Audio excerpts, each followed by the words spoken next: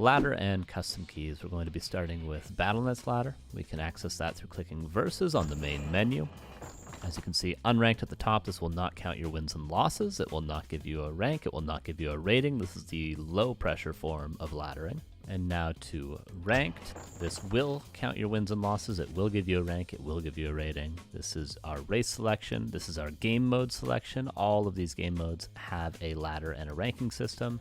Here you can see the leaderboard for all those game modes. We have 5 placement matches at the start of every season. If you lose all 5 placement matches, you'll be ranked lower. If you win all 5, you'll be ranked higher, and so on.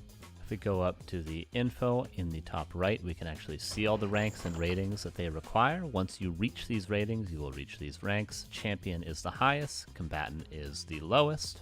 And finally, map preferences here at the bottom. This will allow you to veto different maps that you don't want to play on. For instance, if I didn't want to play on the bigger maps, I might veto Lost Temple, I might veto Turtle Rock, I might veto Twisted Meadows, but I recommend you play all of them at the start just so you can get used to them.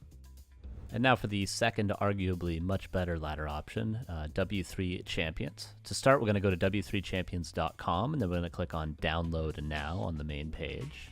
Once we've downloaded and launched W3 Champions, we're going to be greeted with an entirely new UI. This comes with a lot of cool features. I'll walk you through them now. Starting with settings in the bottom left, W3 Champions, these are our client-side settings. Game settings, War3 Champions will actually retain what we've already set up previously in Warcraft 3, so we don't have to worry too much about this. But what we can do is we can set our color, our enemy color, and our ally color in-game. This will show up only for us, but we can set it to our preference.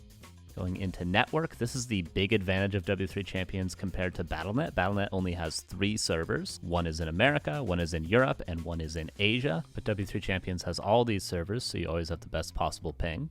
And next to settings, we have chat. This has all the W3 Champions chat rooms. Here we have our profile. On the left-hand side, it has our current season stats. As you can see, I'm very, very pro. On the right side, we have our all-time stats, every game we've ever played on War3 Champions. You can also click here, and that will take us to our match history, where we can see every game we've ever played and all of the opponents. We can also click on their profile to have similar information shown to us. And moving into replays, this is why it's important to have the autosave replay setting checked in your options. Here we have every single game we've played. We can click on Start to watch them. We can also see our opponents' profiles up here. At the top, we can change our replay directory, but this should already be set up for us. And here we have my favorite feature of W3 Champions, Flow TV. This is where we can watch every single ladder game and custom game by just clicking watch. We can watch our favorite players or our friends play on a 3-minute delay with this feature. Here you can filter it by the different MMR ranges. You can also filter it by the different game modes. Here's where we can add and remove friends. Here's where we can invite friends to custom games or arrange team. Here's where we can host custom games. I simply can just type a game name in and hit create.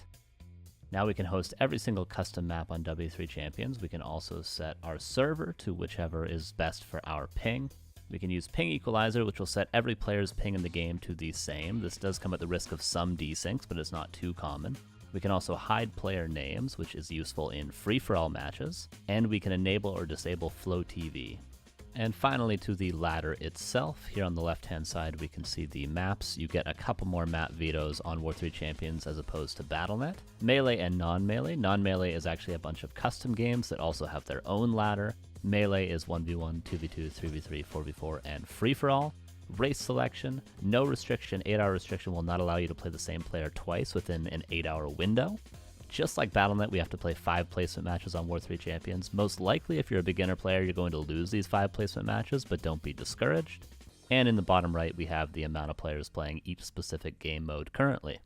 And now we're back in our options on the regular Warcraft 3 launcher. If you remember back to the first video, I told you to ignore the preset key bindings option. This is what we're going to be messing with now. The drop-down menu has 3 options: Classic, Custom, and Grid. Classic is the hotkey or key bindings setup that we've been using thus far. G to build a grunt, P to build a peon, A makes an altar, O makes a burrow. This is what we are showcasing in last video. Grid at the bottom is Blizzard's attempt at giving us some convenient custom keys, but they are anything but. I would not recommend using Blizzard's grid setting.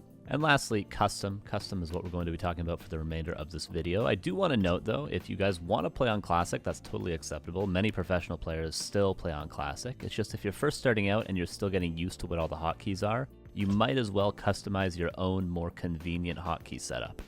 Okay, now that we have our preset key bindings options set to custom, we're going to move back into the War 3 Champions launcher and customize our own hotkeys. This is a really cool UI that W3 Champions developed to make customizing your hotkeys a little bit easier. On the right hand side we see default, custom, grid. These are literally the three options we were just changing in Warcraft 3 before. Default is classic, grid is the one we're going to ignore, and custom is what we're going to be talking about right now.